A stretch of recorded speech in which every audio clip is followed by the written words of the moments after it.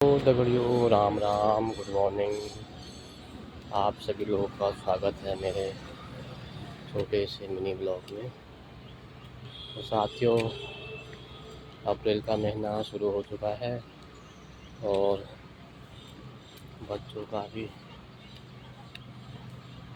Result आ चुका है और अब हम क्या है सीज़न अप्रैल का सीज़न है, नए सत्र से अब पढ़ाई शुरू स्टार्ट हो जाएगी बच्चों की।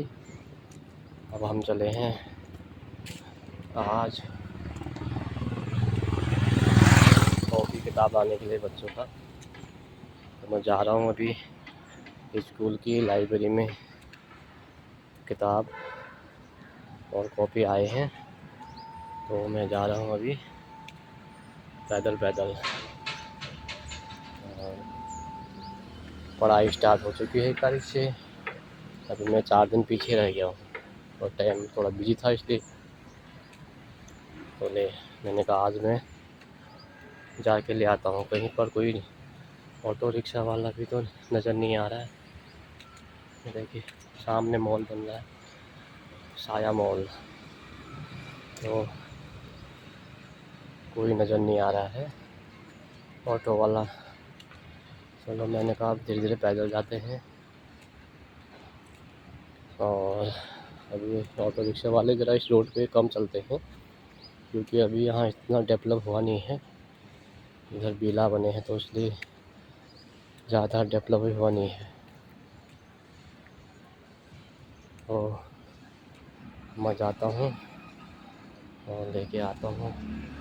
बच्चों की बुक किताब तो पहले चाहिए और काम तो होता रहेगा क्योंकि इनकी पढ़ाई पीछे हो जाएगी। सब बच्चों की कॉपी किताब आ गई लगभग। मैंने कहा मैं भी ले आता हूँ आज, तो पढ़ाई में पीछे हो जाएगा तो फिर होमवर्क बढ़ जाएगा उसका। तो मैंने कहा ले आता हूँ। कहीं तक कोई नज़र ही नहीं आ रहा है। चलो देखते हैं, कहीं ना कहीं तो मिलेगा ऑटो रिक्शा वाला। तो साथियों, जब हम लोग को ज़रूरत होती है उस समय कुछ नहीं मिलता है वहाँ। 15 मिनट से मैं लगातार पैदल चल रहा हूँ, अभी तक कोई नहीं मिला। किसी को हाथ भी दिया तो रोक भी नहीं रहा हो। तो वही कहते हैं यार, जब हमको चाहिए तब नहीं मिलता है। इसलिए अपनी 2 नंबर की गाड़ी ठीक है, पैदल मार्ग सबसे बढ़िया, वॉक भी हो जाता है और बढ़िया नज़ारा भी दिख जाता है। हम देखिए नज़ारा इधर का बढ़िया। पहुँच गया हूँ, 2 मिनट और हैं।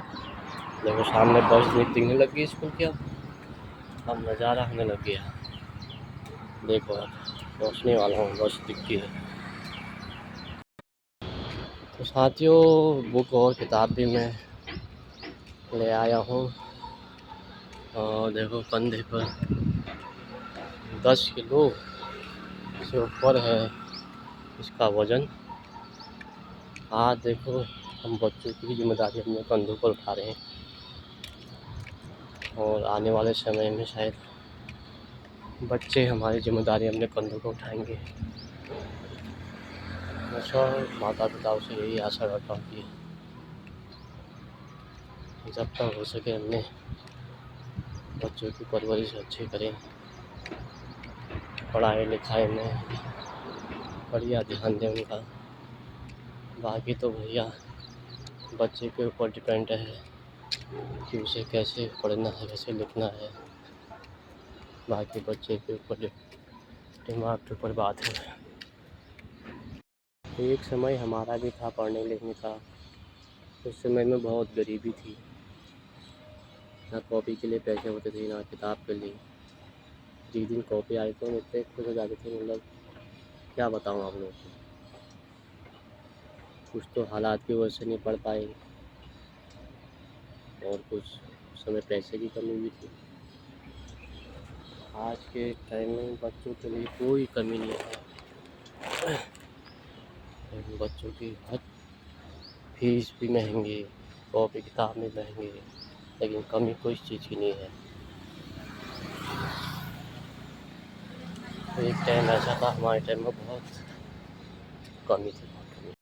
साथियों फाइनली मैं अपने घर में पहुंच चुका हूं और पूरा बैग लेके पैदल पैदल आ ही गया हूं घर तक।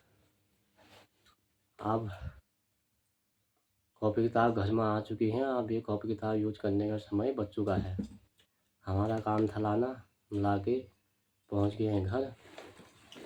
अब बुक किताब भी देखो कितनी महंगी हैं ये।